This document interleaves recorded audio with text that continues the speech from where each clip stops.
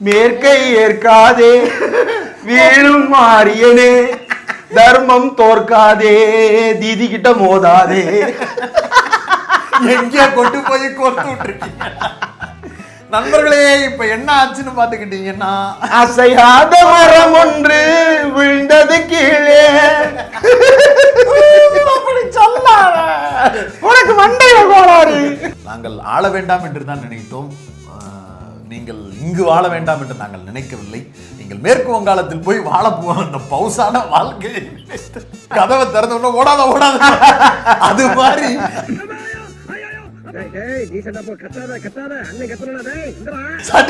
ஓடுற மாதிரி ஒரு மாநிலத்தின் ஆளுநர் அந்த மாநிலத்திலிருந்து தன்னை ராஜினாமா பண்ணி கொண்டு ஓடக்கூடிய அளவிற்கு ஒரு பெரும் சம்பவத்தை அங்கே நிறைவேற்றி இருக்கிறார்கள். அந்த இடத்துக்கு நீங்க போறீங்க. கடுகளவு ரத்தம் வெளியே தெரிஞ்சாலும் நாங்க சும்மா இருக்கோம், திரும்ப கூப்பிட்டுக்கிறோம். ஏன்னா எங்களுக்கு எலெக்ஷனுக்கு தேவைப்படுற ஒரு 60 நாள் அமித்ஷாஜி ஆனது ஆச்சு. ஒரு 60 நாள் பொறுத்து இருக்கு. சும்மா இருக்கிறதோடு சேர்த்து திமுகவை ஜெயிக்க வைக்கிறதுக்கு உண்டான வேலையை பார்த்து கொண்டிருக்கிறார் அப்படிங்கிற ஸ்மெல் வர கண்டிதான். இவன் வேண்டாம்னு, இவன் நம்ம வீட்டுக்கு வேண்டவே வேண்டாம். திராவிடம் காலாவதினாரு. ஐயோ உங்க பதவியை காலாவதி ஆக்கிட்டாங்களே. சனாதனம் காலாவதி ஆகாதுன்னு சொன்னீங்களே, சனாதனவாதி உங்களை காலாவதி ஆக்கிட்டாங்களே. இந்த வேதனையை நாங்க எங்க போய் புலம்புவோம், எங்க போய் வருந்துவோம்னு தெரியல.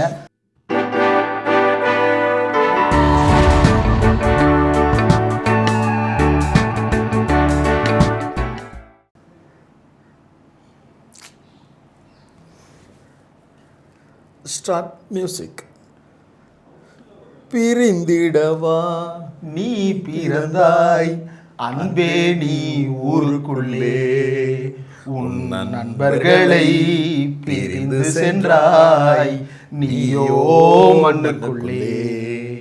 வாழ்ந்த கதை மறைவதில்லை நண்பர்கள் மனதினிலே, நீ ஆண்ட கதை அழிவதில்லை சென்னை மாநகரினிலே. நீ ஆண்ட கதை அழிவதில்லை சென்னை மாநகரினிலே. மேற்கை ஏற்காதே வீழும் மாறியனே, தர்மம் தோற்காதே தீதி கிட்ட மோதாதே. எங்கேயா கொண்டு போய் கோர்த்து விட்டுருக்கீங்க நண்பர்களே. இப்ப என்ன ஆச்சுன்னு பாத்துக்கிட்டீங்கன்னா, அசையாத மரம் ஒன்று விழுந்தது கீழே. உனக்கு மண்டையில கோளாறு. அப்படியாக நம்முடைய வெற்றிக்கு படாத பாடுபட்டு கொண்டிருந்த ஆரியன் ஆர்.என். ரவி அவர்களை இன்று வெஸ்ட் பெங்காலை நோக்கி பயணப்பட வைத்திருக்கிறார்கள். போராளே ஒண்ணு தாயி போல போல வெண்ண கண்ணீர் விட்டுன்னு, தண்ணீருஞ்சோறும் தந்த மண்ணை விட்டு, பால் பீச்சும் மாட்டை விட்டு, பஞ்சாரத்து கோழியை விட்டு, போராளே ஒட்ட புள்ள ஊரை விட்டு, 5-6 சீம உள்ளூரில் ஏங்க பொதுமாட்டு வண்டி மேல போட்டு வச்ச மூட்டை போல போராளே ஒண்ணு தாயன். இதெல்லாம் தமிழ் சமூகம் கண்ணீரோடு பாடிய பாடல்கள். ஆனால் ஒரு பேர் ஆனந்த கண்ணீரோடு ஒரு நபருடைய வழி அனுப்பலை இந்த தமிழ் சமூகம் கொண்டாடி கொண்டிருக்கிறது. நாங்கள் ஆள வேண்டாம் என்று தான் நினைத்தோம். நீங்கள் இங்கு வாழ வேண்டாம் என்று நாங்கள் நினைக்கவில்லை. நீங்கள் மேற்கு வங்காளத்தில் போய் வாழ போவோம். அந்த பவுசான வாழ்க்கையை அதாவது தமிழ்நாட்டில் இருக்கக்கூடிய முதலமைச்சர் மு.க. ஸ்டாலின் எவ்வளவு டீசென்ட் பொலிட்டீஷியன்னு நீ அங்க போனதுக்கு பிறகு தெரியும். அங்க போனதுக்கு அப்புறம் ஒரு நாள் ஐயா கப்பல்ல வேலைன்னு ஒரு நாய் சொன்னது நம்பி போயிட்டேங்க. அந்த வடிவேலு கதவை திறந்து ஓடாத ஓடாத அது மாதிரி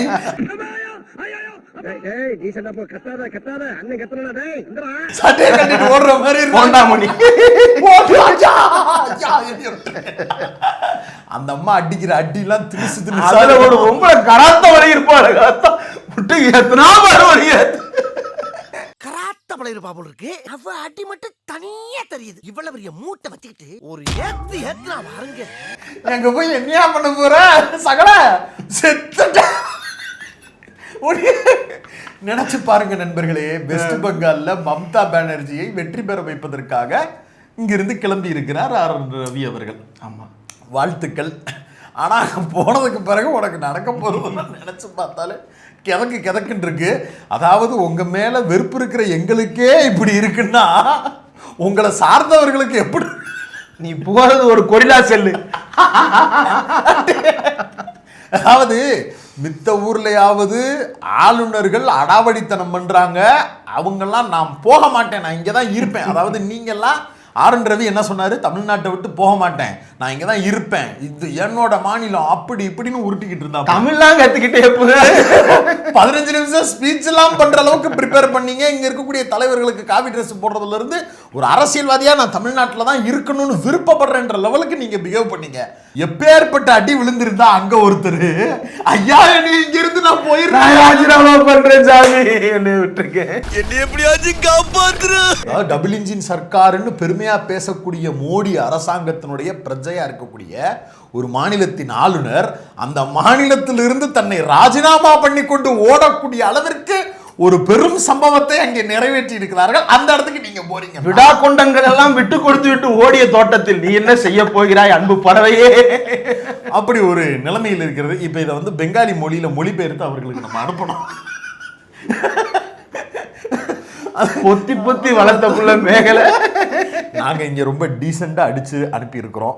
நீங்க தயவு செஞ்சு பிலோ தி பெல்ட் அடிச்சிராதீங்க தீதி மேடம். நாங்க எவ்வளவு அடிச்சாலும் வலிக்காது, வலிக்காத மாதிரியே இருக்கிற அளவுக்கு தான் நாங்க அடிப்போம். இப்போ வந்து போலீஸ் ஸ்டேஷன்ல வந்து அடிக்கிறாங்கன்னா ஒரு இது தப்பு, நம்ம ஆதரிக்கல. அதை போலீஸ் ஸ்டேஷன்ல இது பண்ணிட்டு கோர்ட்ல போய் காட்டு உள்காயம் வர மாதிரி அடிப்பாங்க. ஆமா, அது தப்பு, அது நம்ம ஆதரிக்கல. ஆனா கிட்டத்தட்ட அந்த மாதிரியான ஒரு ரேஞ்சில் அவர் அங்க அனுப்புறோம் நாங்க. நீங்க வந்து கடுகளவு ரத்தம் வெளியில தெரிஞ்சாலும் நாங்க சும்மா இருக்கோம், திரும்ப கூப்பிட்டுக்கிறோம். ஏன்னா எங்களுக்கு எலெக்ஷனுக்கு தேவைப்படுற ஒரு 60 நாள் அமித்ஷாஜி ஆனது ஆச்சு, ஒரு 60 நாள் பொறுத்து இருக்கலாம். ரீடைன் பண்ணி எங்களுக்கே அவரை கொடுத்துருங்க. அந்த 200ன்றத 210 220 அச்சீவ் பண்ணிட்டு எந்த விதமான குற்றம் குறைகளும் இல்லாம அடுத்த முறை கூட சட்டமன்றம் ஆரம்பிக்கிறதுக்கு முன்னாடி அவர் வெளியேறாரு அப்படிங்கிறதுலாம் எங்களுக்கு தெரியும். அப்படிலாம் ஆரம்பிக்கிறதுக்கு முன்னாடி அவரை பேக் பண்ணி அனுப்பிடுறோம். Please cooperate. திரும்ப அவரையே எங்களுக்கு கொடுத்தீங்கன்னா நல்லா இருக்கும். தீதி அங்க எத்தனை சீட்டு எய்ம் பண்ணிட்டீங்க போல இருக்கு, ஜாலிதான். இல்ல இல்ல, இப்ப இவர் போகும்போது சும்மா போல முழக்கத்தை எடுத்துக்கிட்டு போறாரு. என்னன்னு அங்க போய் தீதியிடம் வெல்வோம் 200 படைப்போம் வரலாறு, தீதி வருக. பஜனை எல்லாம் பாடினாரு கொஞ்சம் நாளைக்கு முன்னாடி. ஆமாமா, ஸ்டாலின் தொடரட்டும் தமிழ்நாடு வெல்லட்டும் பஜனை பண்ணிட்டு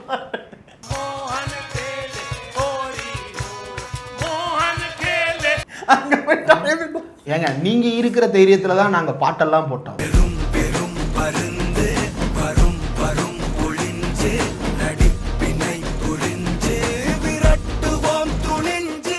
பெரும் பெரும் பருந்து வரும் வழி அறிந்து விரட்டுவோம் துணிந்து அப்படின்னு போட்டமே, அதுக்குள்ளேயா விரட்டவே? நீங்க விரட்டுறதுக்கு இன்னும் 2026 மே மாசம் வரைக்கும் நாள் இருக்கே, டைம் இருக்கு. அதுக்குள்ள நீங்க அந்த முடிவு எடுத்துக்க கூடாது. ஆமா, குழந்தை திருமணத்தை எல்லாம் ஆதரிச்சு பிரச்சாரம் பண்ணீங்களே, இப்படி அநியாயமா அவங்கள விட்டுட்டாங்களே, அந்த தீட்சிதா கைவிட்டுட்டாலே, உள்ளூர் காவிலாம் பூசுனீங்களே ப்ரோ. ஆமா, பூணூலெல்லாம் போட்டு விட்டீங்களே.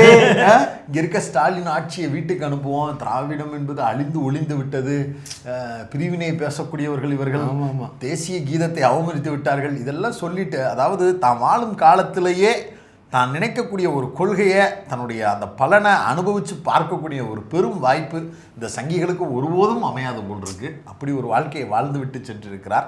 பக்கத்து மாநிலத்துக்கு தான் போயிருக்கிறார். அவரு மனசு உடஞ்சிட்டாருங்க. இப்ப கையெழுத்து போட மாட்டேன்னு சொல்லிட்டு இருந்தாரு. நீ போடவே வேண்டாயா, போட்டதான் நாங்களே எடுத்துக்கிறோம் கோர்ட்டு சொல்லிருச்சு. இல்ல, உளவுத்துறை ரிப்போர்ட் இந்த மனுஷன் மட்டும் இங்க இருந்தாப்லன்னா 5-10 கிடைக்கிறதும் கிடைக்காது, தயவு செஞ்சு கூப்பிட்டுருங்க அப்படின்னு மோடிக்கு ஏதோ பங்கு விரிக்கிறதுல ஏதோ பஞ்சாயத்துன்னு சொன்னாங்க. ஆரோவில் சிட்டியில முறைகேடு புகார், 350 கோடி ஊழல், IAS அதிகாரிக்கு தொடர்பு. ஆரோவில் தலைவர் ரவிதான் ஞாபகம் இருக்கா? பெரியார் அமைப்பை சேர்ந்த மூத்த வழக்கறிஞர், பெரியாரின் வழக்கறிஞர் துரைசாமி ஒரு கேஸ் போட்டாரு. என்னன்னு, ஆளுநர் வந்து இந்த மாதிரி கூடுதல் பதவிகள் வகிக்கிறாரு, ஆரோவில் மாதிரியான பதவிகள் எல்லாம் இருக்கிறாரு, அது வந்து ஆஃபீஸ் ஆஃப் ப்ராஃபிட்டாக கருதி ஆளுநர் தகுதி நீக்கம் பண்ணணும் அப்படின்னு. இல்லை அது வந்து ஆளுநர் டிஃபேக்டாவும் அதில் பொறுப்புக்கு வந்துடுவார், அதனால ரவியா அந்த பொறுப்புக்கு வந்தாதான் பிரச்சனை அப்படின்னு சொன்னாங்க. இப்போ பாருங்க என்ன நடந்து, 350 கோடி ஊழல் முறைகேடு ஆரோவில் நகரத்தில். அவருக்கு பொறுப்பு வந்து அவரே தான் இருக்கிறாருன்ற பட்சத்தில் அது ஒரு பக்கம் தீவிர விசாரணைக்கு உட்படுத்தப்பட வேண்டிய நெருக்கடியை பாஜகவுக்கு தந்திருக்கிறது. இருந்துச்சுன்னா தேர்தல் நேரத்தில் அது குறித்து பல்வேறு விஷயங்கள் வெளியில் வரக்கூடும் அப்படிங்கிற அச்சமும் பயமும் கூட இது நடந்திருக்கிறது. இந்தியா முழுக்க பல்வேறு இடங்களில் கிட்டத்தட்ட 4-5 மாநிலங்களில் ஆளுநர்களை மாற்றி இருக்கிறார்கள். இவருக்கு பதவிக்காலம் முடிந்து பல மாதங்களாக இங்கே தான் உட்கார்ந்து கொண்டு சும்மாவே இருந்தார். அதற்கு பதவிக்காலத்திலும் சும்மா இருந்தார் என்பதுதான் குற்றச்சாட்டு. இப்போதும் சும்மா இருக்கிறார் அப்படின்றது மட்டும் இருந்திருந்தால் பரவாயில்ல. சும்மா இருக்கிறதோடு சேர்த்து திமுகவை ஜெயிக்க வைக்கிறதுக்கு உண்டான வேலையை பார்த்து கொண்டிருக்கிறார் அப்படிங்கிற ஸ்மெல் வரக்கண்டி தான் இவன் வேண்டாம்னு, இவன் நம்ம வீட்டுக்கு வேண்டவே வேண்டாம் ஆளை தூக்கி கொண்டு போய் வெஸ்ட் பெங்காலில் போட்டிருக்கிறாங்க. சரி, வெஸ்ட் பெங்காலில் போயாவது சும்மா இருப்பாருன்னு கேட்டால் அங்கே தீதியை ஜெயிக்க வைக்கிறதுக்கு கடும் பணியாற்றுவதற்கு காத்திருக்கிறார் அப்படிங்கிறது தான் நம்மளுக்கு வரக்கூடிய தகவல்கள். ஆமாம், தீதியும் அந்த மாநிலத்து ஆளுநர் பிரிந்து போவதை நினைத்து வருந்தி ஒரு பதிவு போட்டிருக்கிறார். ஆளக்கூடாது என்றதால நினைத்தோம், நீங்கள் ஏன் எங்களை விட்டு போனீர்கள்னு நம்மள மாதிரியே தீதியும் புலம்பி இருக்கிறார். அவங்களுக்கு வின்னிங் ப்ராபபிலிட்டி அதிகமாக இருந்துச்சு. ஆமாம், இந்த நபர்களால் தான் அவங்க ஜெயிக்கிறதுக்கு அதாவது ஏன் மித்த மாநிலங்களை ஆளக்கூடிய முதல்வர்கள் தங்களுடைய எதிர் அணியை சார்ந்த ஆளுநர்கள் வெளியே போகும்போது வருத்தம் அடைகிறாங்க அப்படின்னா, உண்மையான பிஜேபி வந்தால் என்னெல்லாம் பண்ணுவாங்க அப்படிங்கிறத இவங்க பிரச்சாரங்களில் மேடைகளில் பேசி தான் மக்கள்கிட்ட புரிய வைக்கிறாங்க. பட் அதை கண்ணுக்கு முன்னாடி அந்த மாநிலங்களில் பார்க்கக்கூடிய ஒரு அரிய வாய்ப்பை இந்த தமிழ் சமூகம் போலவே அந்தந்த மாநில மக்கள் அடையப்பெறுவதில்லை, கிடைக்கப்பெறுவதில்லை. அப்போ இந்த மாதிரியான சில நபர்கள் டபுள் என்ஜின் என்று சொல்லக்கூடிய இந்த ஒரு சிங்கிள் என்ஜினை சார்ந்த இந்த நபர்கள் என்ன பண்ணுறாங்கன்னா, அவர்களுடைய அஜெண்டாவை ஆர்எஸ்எஸ் பிஜேபி ஆட்சி வந்தால் எப்படி இருக்குன்னு காட்டுறதுக்காக ஒரு கோவில் இருக்கக்கூடிய பகுதியை சுற்றி திடீர்னு நாங்கள் வர்றோம், அதனால நான்வெஜ் அங்கே விற்கக்கூடாது அப்படின்னு சொல்லி அறிவிப்பு கொடுக்கறது, அங்கே இருக்கக்கூடிய பெரிய தலைவர்களை, அங்கே இருக்கக்கூடிய பொதுவான சிந்தனை இருக்கக்கூடிய தலைவர்களை இந்துக்களாக காட்சிப்படுத்துவதற்கு காவி துண்டு போடுவது, காவியை முயற்சி பண்ணுவது, அங்கே இருக்கக்கூடிய பெரும்பான்மை மக்களுடைய கல்வி வேலை வாய்ப்பு இது எல்லாத்தையும் பறிக்கக்கூடிய வேலையை செய்கிறது, அந்த வீட்டு பிள்ளைங்க பூரா படித்து பட்டம் பெறக்கூடாதுங்கிறதுக்காக நான் பட்டமளிப்பு விழாவுக்கே டேட்டு கொடுக்க மாட்டேன், படிக்கக்கூடாது, அவனுங்க டிகிரி சர்டிஃபிகேட் வாங்கினா தானே வேலைக்கு போவானுங்க, அவனுங்க வேலைக்கே போகக்கூடாது அப்படின்னு சொல்லி பறிக்கக்கூடிய வேலையை பார்க்கறதுன்னு பிராக்டிக்கலாக இதை எல்லாத்தையும் செய்து காட்டியவர்கள் இந்த எதிர்க்கட்சி ஆளக்கூடிய மாநிலங்களில் பாஜகவால் நியமிக்கப்பட்டிருந்த ஆளுநர்கள். அப்போ மக்கள்கிட்ட அந்த கட்சி ஆளக்கூடிய கட்சி டிரான்ஸ்பரண்டாக எடுத்து காட்டுவாங்க. இந்த பாருங்க, ரவி மாதிரியான நபர்கள் பிஜேபியோட ரெப்ரசன்ட், இவங்க வந்தாங்கன்னா நம்ம பிள்ளைக்கு டிகிரி சர்டிஃபிகேட் கொடுக்க விட மாட்டாங்க, நம்ம கல்வி நிறுவனங்களில் ஆர்எஸ்எஸ் இந்துத்துவவாதிகளை உள்ள நுழைத்துறாங்க, திருவள்ளூருக்கு காவி துண்டு போசுறாங்க, நம்மள்ட்ட இருக்கக்கூடிய முற்போக்கான சிந்தனைகளை கேவலமானதுன்னு அடையாளப்படுத்துறானுங்க, குழந்தைகளை திருமணம் பண்ணலான்னு சொல்றானுங்கன்னு சொல்லி திமுக மாதிரியான அந்தந்த மாநிலங்களில் இருக்கக்கூடிய கட்சிகள் அந்த மக்களிடம் எடுத்து சொல்வதற்கு ஒரு பெரிய பாயிண்டாக கொடுத்துக்கிட்டு இருந்தாங்க. அதனால தான் இவங்க வெளியில் போகும்போது இந்த கட்சிகள் எல்லாருமே வருத்தப்படுறாங்க, இவன் இருக்கிறது தானே அந்த முகமே, இப்படி போயிட்டாங்களே அப்படின்னு. சொல்லு, வருத்தமாக இருக்கு. அதுலேயும் நேற்று ராத்திரி இந்த சம்பவம் நடக்குது. ஆமாம், நான் வேற ஒரு வேலையாக ஒரு டீட்டெயிலை எழுதிக்கிட்டு இருக்கேன். திடீர்னு ஃபேஸ்புக் பக்கம் போகிறேன், வரிசையாக ஒரு போஸ்ட் போட்டிருக்காப்புல இந்திரகுமார். அந்த இது என்னென்னமோ கேப்ஷன் போட்டிருந்தீங்க, என்னது பேரிடி பேரதிர்ச்சி. எனக்கு என்னன்னா யாரோ வேண்டப்பட்டவங்களுக்கு எதுவும் கேவங்க ஆகி போச்சு போல் இருக்கு, நம்மளுக்கு விஷயம் தெரியலையேன்ட்டு நான் 2-3 போஸ்ட்டை பார்க்குறேன். ஏதாவது ஒன்றில் இமேஜ் வச்சு போட்டிருப்பான்னு நினச்சி தேடி பார்க்குறேன், ஒன்றுமே இல்லை. சரி ரைட்டுன்னு ஒரு போஸ்ட்டில் கமெண்டில் போய் பார்க்குறேன், ஆளுநர் ஆர் ரவி மாற்றம்னு போடுறேன். அடா பாவி, உன் ப்ரொஃபைலை பார்த்துருந்துட்டு நான் நேரம் கிளம்பி வீட்டுக்கு வந்திருந்தா என்னடா ஆகிருக்கு. இல்லை, பல முக்கிய பிரமுகர்கள் நைட்டே அழைச்சிட்டாங்க, தம்பி என்ன ஆச்சு, யாருக்கு என்ன ஆகுது, யாரும் சொன்னாங்களே, ஏன் இன்னும் 3 மாதம் கூட ஆகலையே அப்படிலாம் வச்சுட்டாங்க. ஆமா, அப்புறம் பார்த்தா ரவி இப்படி ஆளாருன்னு எனக்கு வேற 2-3 பேர் மெசேஜ், என்ன ஆச்சு இந்திரகுமாருக்குன்னு. இந்திரகுமாருக்கு என்ன ஆச்சா, டேய் அவன் ஆளுநர் ஆர் ரவிக்கு போஸ்ட் போட்டுருந்தான். ரொம்ப மனம் வருந்திட்டேன். ரொம்ப வேதனைக்குரிய நாளாக இந்த நாள். தமிழர்களுக்கு அதிர்ச்சி தரக்கூடிய, துன்பம் தரக்கூடிய துன்பியல் நிகழ்வுகள் எல்லாம் இரவுலேயே நடக்குது. நீங்க பாருங்க, எல்லா துக்க செய்திகளையும் இரவுலேயே தான் அறிவிக்கிறாங்க நமக்கு. இந்த மாதிரி ஆளுநர் ரவியினுடைய மாற்றத்தையும் இரவுலேயே அறிவித்து நம்மை தூங்க ஒண்ணாத மீள ஒண்ணாத துயரத்திற்கு ஆளாக்கி சென்றிருக்கிறது இந்த ஒன்றிய அரசு. இப்போ நம்மளுக்கு யார் இப்போ ஆளுநராக வர்றா? கேரளாவை சேர்ந்த ஆரலேக்கர் இங்கே கூடுதல் பொறுப்போடு இங்கே வருகிறார். பார்ப்போம், பினராயிவே சமாளிக்க முடியல, பினராயி ஸ்டாலின் 2 பேரும் எப்படி சமாளிக்கிறாங்க அப்படின்னு தெரியல. ஆனாலும் ஆளுநர் ஆர் ரவி ஒரு முன்னுதாரணமான ஆளுநராக தமிழ்நாட்டின் கொள்கை வீரியமிக்க தத்துவங்களை எல்லாம் மக்கள் மத்தியில் கொண்டு போய் சேர்க்கின்ற வகையில் பாருங்கள், அவர் மார்க்ஸை பற்றி பேசினார். என்ன நினச்சிட்டாரு, மார்க்ஸை பற்றி பேசுகிறதுக்கு ஆள் நினச்சிட்டாப்புல. 4 வருஷமா எங்க போனாலும் ரவுண்டு கட்டி மார்க்சிஸ்ட் கம்யூனிஸ்ட் கட்சி இந்திய கம்யூனிஸ்ட் கட்சியும் கொடியை தூக்கிட்டு வந்து ஆளுநர் ரவிக்கு எதிராக ஆர்ப்பாட்டம் கண்டனம் முழக்கம். கன்னிமாரா லைப்ரரி ஹைலைட் என்னன்னா, ஆமா ஹைலைட் என்னன்னா, ரஷ்யாலேயே இப்பெல்லாம் புதுசா செலவு வைக்கிறாங்களான்னு தெரியல, அவர் பிறந்த ஜெர்மனில வைக்கிறாங்களான்னு தெரியல, தமிழ்நாட்டுல புதுசா ஒரு சிலையை கொண்டாந்து வச்சுட்டாங்க. அதுவும் 1 அடி 2 அடி இல்ல, பலாட்டி கணக்குல. ஒரு காலத்துல எல்லாம் மார்க்ஸ் சிலையை பாக்குறதுக்கு அங்க போய் எங்க மார்க்ஸுடைய நினைவிடத்துக்கு போயிட்டு வந்து போட்டோ எடுத்து போடுறதையே இப்போ ஜென்ராம் சார்லாம் ரொம்ப நாளா அது ப்ரொஃபைல் பிக்சர்லயோ கவல் பிக்சர்லயோ வச்சிருந்தாரு.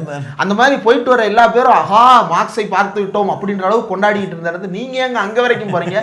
கன்னிமாரா விரல் நான் வைக்கிறேன் உங்களுக்கு சிலை அப்படின்னு சொல்லிட்டு மார்க்ஸுக்கு மு.க. ஸ்டாலின் இங்கேயே சிலையை வச்சு எல்லாம் இன்னைக்கு போறவன் பூரா அங்கதான் போட்டோ எடுக்கிறாங்க. அந்த அளவிற்கு தமிழ்நாட்டில் வந்து மார்க்சியம் பரவுவதற்கு ஒரு விதை போட்டவர். திராவிடம் காலாவதினாரு. ஐயோ உங்க பதவியை காலாவதி ஆக்கிட்டாங்களே, சனாதனம் காலாவதி ஆகாதுன்னு சொன்னீங்களே, சனாதனவாதி உங்களை காலாவதி ஆக்கிட்டாங்களே, இந்த வேதனையை நாங்க எங்க போய் புலம்புவோம் எங்க போய் வருந்துவோம்னு தெரியல. அப்ப நான் பட்ட வேதனை இருக்கே, அந்த வேதனை கடைசி காலத்துல ரொம்ப மனம் நொந்துட்டாரு. கையெழுத்து போட மாட்டேன்னு சொல்றதுக்கு தானே நான் இருக்கேன், போட தேவையில்லைன்னு ஒருத்தர் சொல்லிட்டானே அப்படின்னு மனம் ரொம்ப வெதும்பி போயிட்டாரு. அதில் தான் மனசு உடஞ்சி இப்போ சரி புதுசாக ஒரு மாநிலத்துக்கு போய் அங்கே கையெழுத்து போட மாட்டேன்னு சொல்லுவோம் அப்படின்னு. அங்கே கையெழுத்து போட மாட்டேன்னு நீங்கள் சொல்லுங்கள், அதுக்கப்புறம் என்னென்ன நடக்குது அப்படின்ற இங்கேயாவது விடியல் ஆச்சு, அங்கே வேறு வகையான விடியல் இருக்கும். அங்கே எலெக்ஷனே ஒரே நேரத்தில் நடக்காது ப்ரோ, 7 கட்டமாக நடத்துவாங்க. ஏன்னு கேட்டு பாருங்க, ரத்த பூமி ஏதாவது பண்ணிட்டு வந்துடாதீங்க, இருக்க மாதிரி டீசெண்டாக இருக்க மாட்டாங்க. வெறும் வீடியோவை போட்டுட்டு கண்டனத்தை தெரிவிச்சுட்டு ஒரு கொடிய ஆர்ப்பாட்டத்தை அப்படிலாம் பண்ணிட்டு வரமாட்டாங்க. அங்கே வந்து அந்த மக்கள் வந்து போராடுவாங்க, எதிர்த்து குரல் எழுப்புவாங்க. கவனமாக இருங்க, பொலிட்டிக்கலாக சொல்கிறேன். எத்தனையோ சரி, இதுக்கு நடுவில் இவர் நியமித்த துணைவேந்தர்கள் மீதான புகார்கள் வேற இருக்கு. போன வாரம் கோர்ட் வந்து நோட்டீஸ் கொடுத்துச்சு. என்னது, அண்ணா பல்கலைக்கழகத்தில் ஒரு துணைவேந்தரை போட்டார் இவருக்கு முன்னாடி இருந்த பன்வாரிலால் புரோஹித். அவர் மேலே அந்த பல்கலைக்கழக சிண்டிகேட்டே புகார் தெரிவிக்குது. என்னன்னு தெரிவிக்குது, இவர் வந்து பேராசிரியர் நியமனத்தில் முறைகேடு பண்ணியிருக்கிறார். என்ன முறைகேடு, ஒரே பேராசிரியரை பல பல்கலைக்கழகங்களில் பொறுப்பில் போட்டு எல்லா பக்கத்துல இருந்து சம்பளம் வர மாதிரி ஏற்பாடு பண்ணி கொடுத்துட்டு எங்கேயுமே அவங்க வேலையும் பார்க்கல, இப்படி பல பேரை நியமிச்சிருக்கிறான்ற முறைகேடை கண்டுபிடிச்சு என்கொயரி வச்சு அவரை வந்து சஸ்பென்ஷன் நோட்டீஸ் கொடுக்குறாங்க. இப்போ இவர் மேல்முறையீடு பண்ணுறாரு ஆளுநர்கிட்ட. ஆளுநர் என்ன பண்ணணும், சிண்டிகேட்டை கூப்பிட்டு கேட்கணும்ல, என்னப்பா ஏன்பா நடவடிக்கை எடுத்தீங்கன்னு. ஐயோ இதெல்லாம் என்ன தப்பு இருக்கு, ஒரு பேராசிரியர் எங்கனாலும் வேலை பார்க்கலாமே, எத்தனை இடத்துல வேலை பார்த்தா என்ன, அவர் மாணவர்கள் நம்பி தானே செஞ்சிருக்கிறார் அப்படின்னு சொல்லிட்டு அவர் மீதான சஸ்பென்ஷனை ரத்து செஞ்சுட்டாரு. இதுக்கு எதிராக அண்ணா பல்கலைக்கழகத்தில் இருக்கக்கூடிய பல்கலைக்கழக பதிவாளர் கோர்ட்டுக்கு போக ஆளுநர் ரவி பதில் சொல்லணும்னு கேட்க, இப்போ பதில் சொல்றதுக்குள்ள இப்படி போயிட்டீங்களே சார். பதில் சொல்றதுக்கு பதில் இல்லைல்ல, அதனால கிளப்பி விட்டாங்க. என்ன சார் இப்படி ஆரோ வில்லாக வளைத்திருக்கு அந்த ஆரோவை வந்து அவங்க ஆராவை நாங்கள் ரொம்ப மிஸ் பண்ணுறோம் சார், இப்படி போயிட்டீங்களே நாங்கள் என்ன செய்வோம். சரி புதுசாக வர்றவர் உங்களுடைய மரபில் எங்களுக்கு தினந்தோறும் செய்திகளே. ஆனால் அண்ணாமலை விசஸ் ஆர்.என். ரவின்ற காம்போ வந்து திரும்ப கிடைக்காது. ஏன் கிடைக்குமே, அண்ணாமலையும் நீங்கள் வேற ஏதாவது ஒரு மாநிலத்துக்கு ஆளுநர் ஆகிறீங்க, இல்லை வெஸ்ட் பெங்காலில் ஏதாவது ஒரு எம்பி சீட்டு கொடுத்து கிளப்பி அனுப்புறது. அவர் ப்ரௌடு கன்னடிகா வச்சு பரவாயில்ல, எங்க நம்ம ப்ரௌடு கன்னடிகா தமிழ்நாட்டுக்கு வந்தார்ல, அது மாதிரி வெஸ்ட் பெங்காலில் போடும். தீதியை ஃபைட் பண்ணுங்க, தீதியை எதிர்த்து ஃபைட் பண்ணுங்க. ரவியும் அண்ணாமலையும் சேர்ந்து அந்த பக்கம் வேலை பார்க்கணும், மஜாவாக இருக்கும். சென்னாரெட்டி கதை மாதிரி ஆயிரப்போகுது, கவனம் சூதானமாக இருக்கணும். நன்றி.